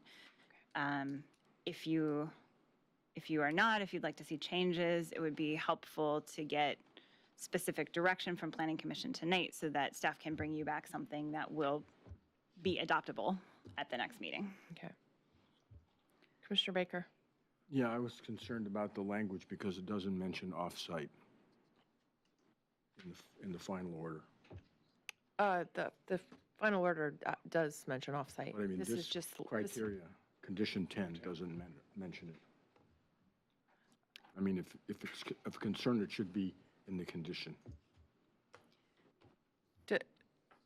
from my point of view. Other clarifying, people may disagree, but that's a separate, there's 3 different remand issues. There was the on-site, the off-site, and then this was the condition of approval. Right, but we were talking about, so far, the commission looked at the entire development as it's laid out, not the development of roads and streets and storm things or individual houses. That happens later. And so if the condition of approval is that private engineer also have to look at off-site issues, that should be included. If it's not of concern, I mean, if we're only concerned about it as the overall PUD, but the point is we're pushing some of this off till later, from my point of view. And so I would try to put in some language there that would include off-site in this condition. And you're referring to the final order then? Yeah, Or in conditions. this? The Condition 10. recommendations are included in the geotechnical analysis dated February 6th, 2017, and May 14th, 2019. Yeah, but the geo, So we're referring to them by identifying them specifically. Right. yeah, but So those were the recommendations that I said earlier, that was kind of the aha moment for me, that I wanted to make sure that those recommendations were enforceable. And so by identifying the geotechnical analysis specifically, that's where we're kind of connecting the dots. yeah, I just didn't think that these were maybe ways to mitigate it, but it doesn't mention off-site. In other words, the 4 recommendations that the engineer specified don't talk about off-site. Commissioner Ramey? So I'd like to call for the straw vote on this issue. And I was particularly struck by the elegance of whomever drafted this. After looking at all the different versions and spinning around, I thought, well, that's really concise. It gets to the LUBA issues. It gets to my concerns. And I think Commissioner Baker gets to yours, because those reports specifically talk about, the second one, talk about mitigating off-site. Well, the recommendations don't. I'd like to call for the question on Okay. So let's go ahead and straw poll those who believe that the language that's up on the screen right now is what we're going to straw poll on. So this is the drafted version that we're asking staff to go ahead and include in the final draft order, in the final order. And it's before us, so I'm just going to go ahead and ask you for a straw poll on supporting the language that we're looking at, that's the staff recommendation. This is correct right here, so, all right? Is that sufficient? All right, so all those in favor of this specific language? Okay. All right, so, okay, oh, sorry. Commissioner Baker opposed. So can I ask a question? Sure. about that? So we're talking about a draft, Yes. and we're going to come back and discuss the draft on the 13th. And so if we did want to add something specifically to the wording here, we could do that. Yes, Commissioner Fraggle, yes. If any commissioners would like to make changes, given the straw poll votes tonight, I think staff will generally assume that the commission as a whole, maybe not each individual commissioner, but would be willing to adopt the draft final order substantially in the form that it was provided to you for this meeting. If you have changes that you'd like to see made to the draft final order, it would be very helpful to staff if you come with specific language that you would like added or deleted or changed, so that I think, I'm looking at Alyssa and Nick, but I think staff will have the ability to make those changes in the meeting, should that be the commission's desire. Right. And I would say assuming the scope, but correct. Within the If scope of the we're remand, yeah, of Within the course. scope. But on the 3 specific remand issues, I would say that staff, based on our straw polls, has a good sense of how to finalize that, and then we will come back and meet and take a final vote on the final Final order. Does that sound okay? On the 13th, yes. And just for the commission's information, I will be gone on the 13th. But Emily Jerome from my office will be here in my stead, and she is great. Okay. All right. Moving away from my. All right, is there anything else from staff or the commission that, before I gavel us out here? Okay, I'm going to go ahead and adjourn our meeting. Thank you.